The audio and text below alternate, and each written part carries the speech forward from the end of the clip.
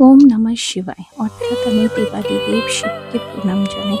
তো আজকে শ্রাবণ মাসের ২য় সোমবার। আমাদের বাঙালি মতে গত আগের সপ্তাহে আমাদের শ্রাবণ মাস ঢুকে গেছে। তো আজ সকাল সকাল আমার পুজো ছিল বলে আমি সকালে উঠেই আগে চানটা সেরে নিয়েছিলাম, আর একবারে অফিসের জন্যও রেডি হয়ে গেছিলাম।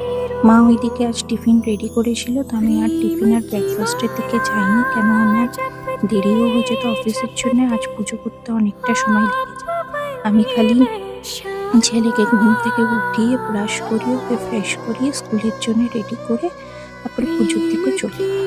আমি খুব সাদামাটাভাবে পুজো করি, পুজোর নিয়ম পালন করি। আমার দৈনন্দিন দিনের পুজো খুব সাদামাটা আর সরলভাবে থাকে।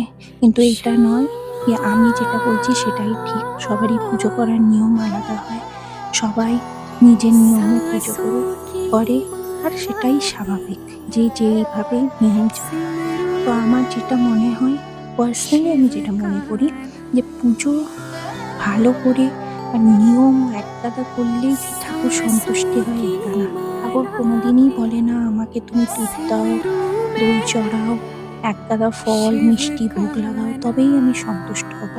তুমি কোন ভাবে পুজো করছো, কোন মনে পুজো করছো, তোমার মন যদি শুদ্ধ থাকে ঠাকুর সেই তোমার পুজোটাকেই গ্রহণ করে, তাতে তুমি যেইভাবেই পুজো করো।